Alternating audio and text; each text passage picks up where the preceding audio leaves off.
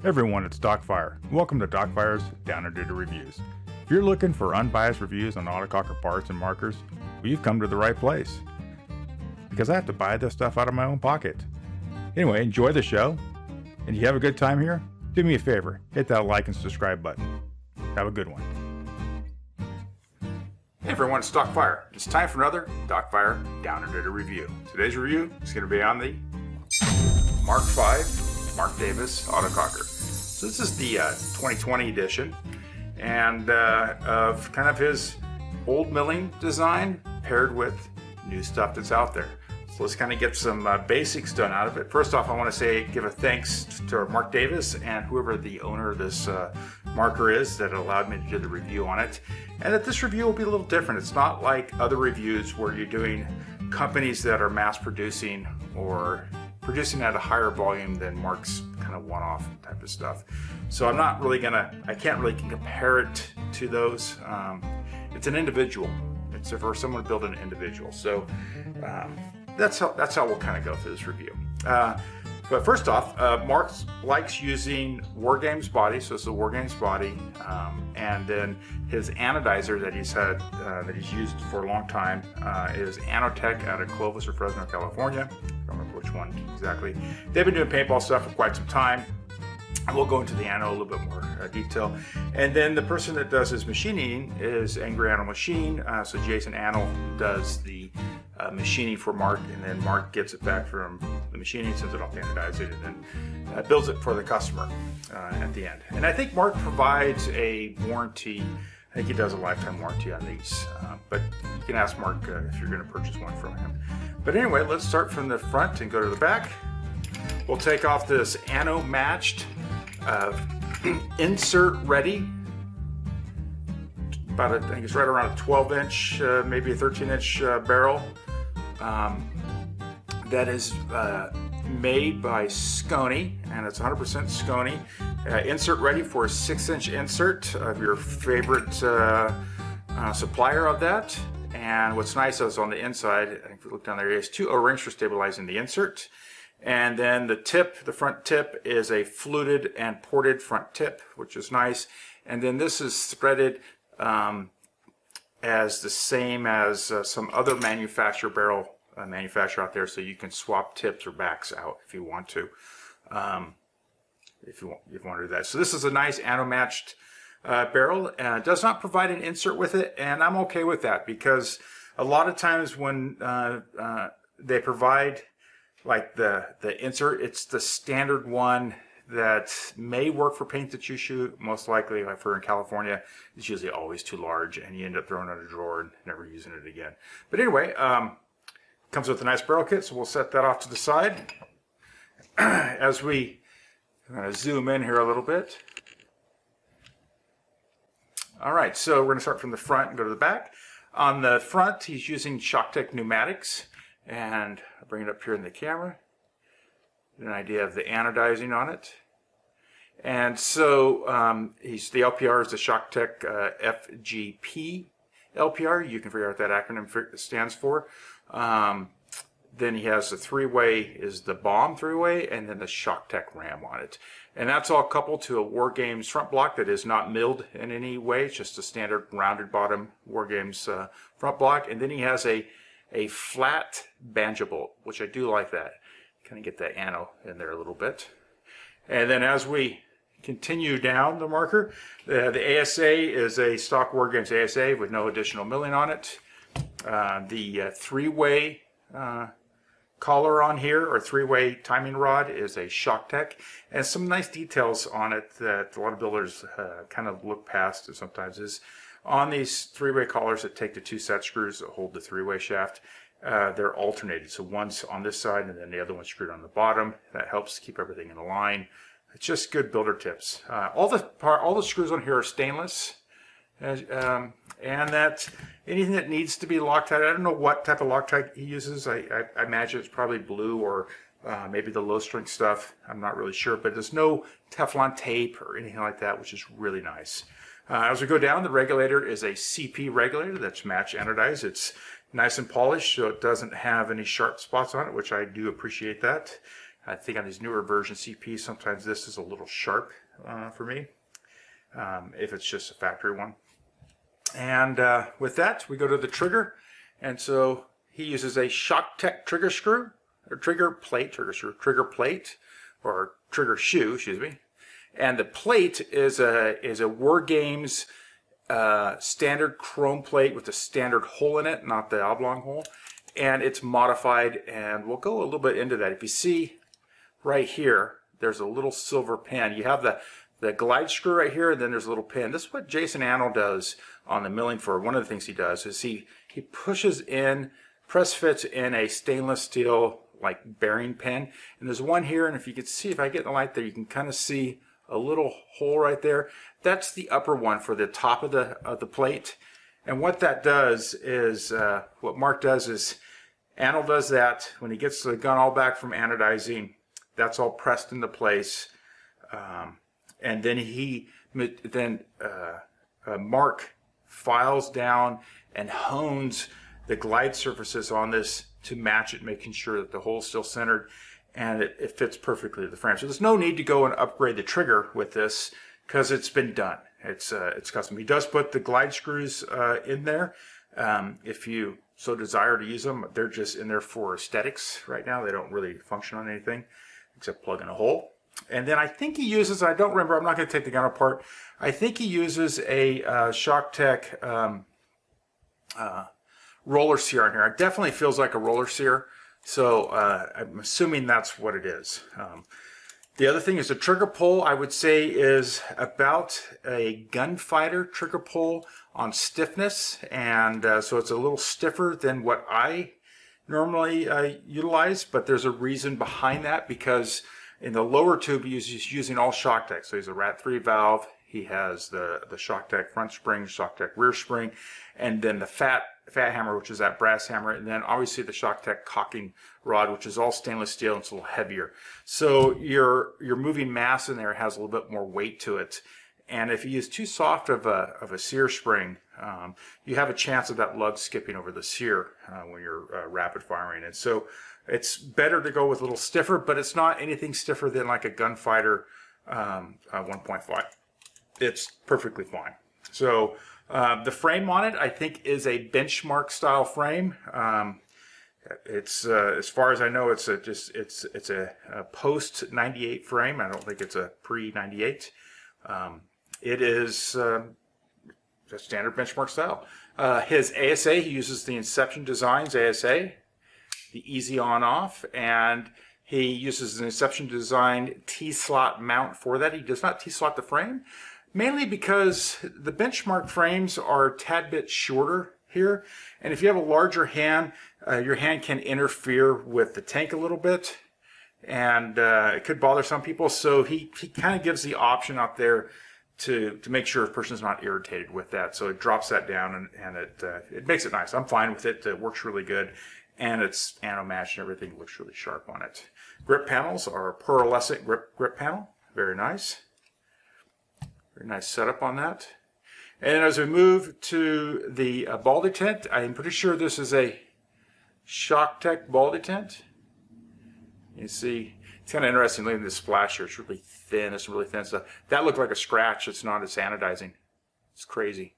I thought I scratched it. It's not. It's just anodizing. But anyway, sorry. The ball detent, the ShockTech ball detent, ano matched. Pretty nice work. It actually has all the colors in it. That's pretty impressive.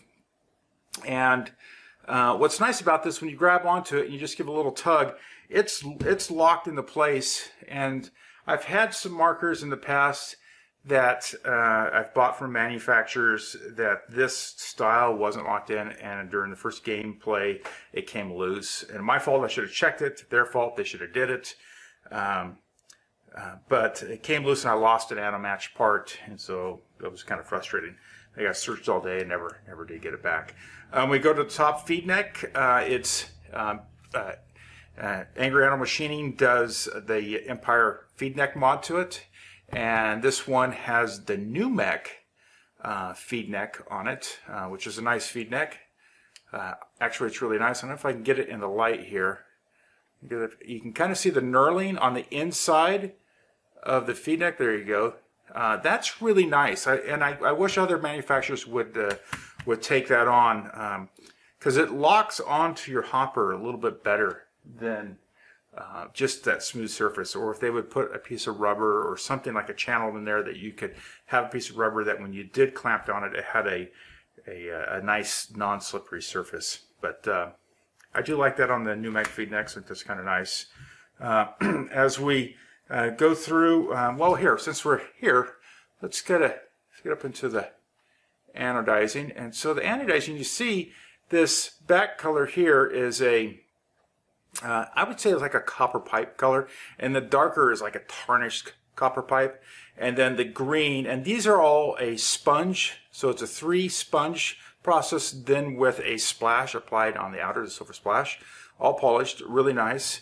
So I really like that. As we move back in here, or we look at the machining, this is the old school, the Mark machining, where it's cut through in the frame and then it has the gills on the sight rail. So half the sight rail is cut off, the front part is not, and then it's gilled out, or sawtooth, or whatever you want to call that.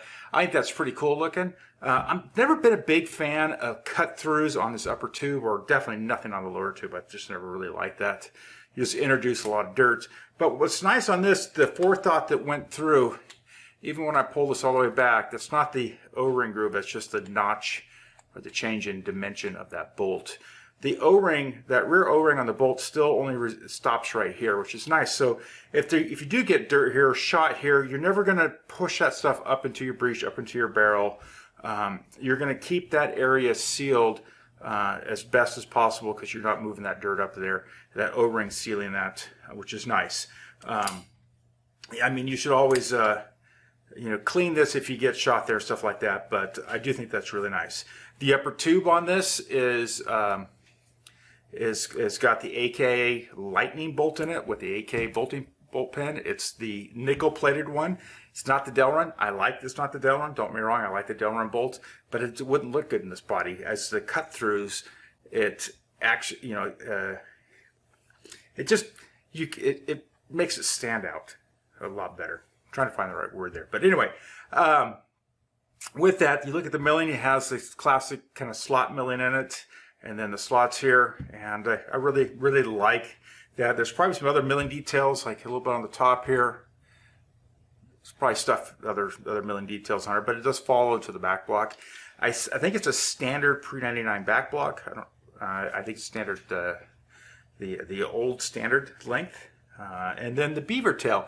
This is what's cool. The beaver tail is an A&S / Lapco beaver tail. I think Lapco made it from A&S, but it's A&S's beaver tail. And this beaver tail is an angled one. And what I like about it is it's angled, and it's these milling slots.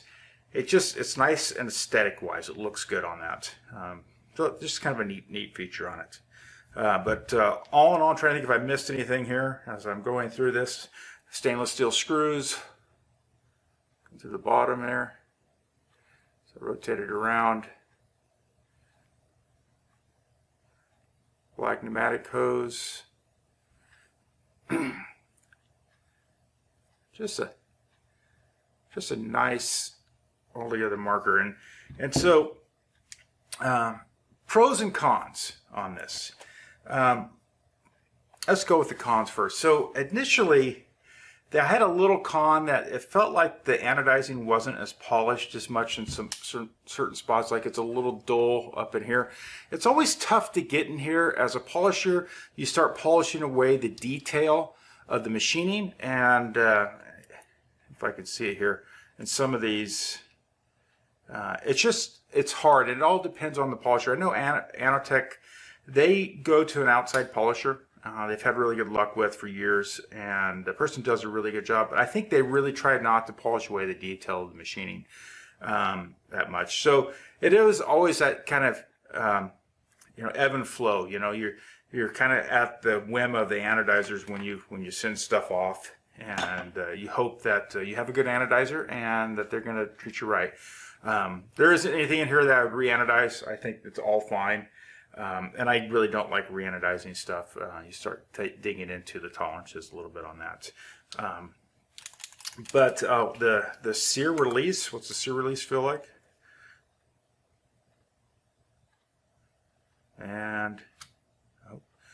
about halfway through the travel of the trigger, and it's nice and smooth, so it's nice, but you know it's polished on the inside. You can feel it. It feels really good. So any other negatives, you know, Mark's going to laugh at me, and there's probably a reason why he has this upper hose this long. To me, it's a little long, but it doesn't affect anything, and so it's not that big a role. It's just his way of riding hose. I'm kind of a weirdo when it comes to riding hoses, so I do things a little different. But if that's what I'm digging on, that's really nothing when it really comes down to it. But the positives of this, it shoots good, and just mind you, when you see the FPS video, the paintballs are using Valken graffiti paintballs. I have a bad case. I mean, it is a bad case. It's odd-sized balls in it. It's like a mixture, and which is weird. And I really like Valken graffiti paint. I just got a bad case, so I literally, and I think I didn't really tight board it, kind of not loose board it, so that could be a little bit of that too. So don't freak out at this. When I was shooting it with some Valken New World, it was shooting, I think I was probably plus or minus 5, you know, which is just ball variance. So perfectly fine. And, it shoots nice. It feels good. It's comfortable in your hand. There aren't any sharp edges, which is a real big deal to me when you feel sharp edges on things. Fit and finishes really well. It's a nice marker, and if you're looking to get a custom, hopefully not a wall hanger, hopefully this becomes used. And quite frankly, I dig these older, well, this is an older marker, but finding these older ones that are still in really good shape, where they can tell they've been used but not abused, and they have these like really custom anodes, and you just sell that, hey, look at someone really enjoyed this, spent a lot of money on it, really enjoyed it, and hopefully this gets used. And it doesn't become a wall hanger. I think we all have our own wall hangers, but it's a nice shooter. Be proud to be shooting this thing out in the field. And then I like the old school. You know, we've kind of gone full circle from blocky bodies to, you know, the flat milling designs. I don't want to call them basic milling, but they're stuff that was done on a shop mill in a lot of cases back in the day. You know, Bridgeport or something like that.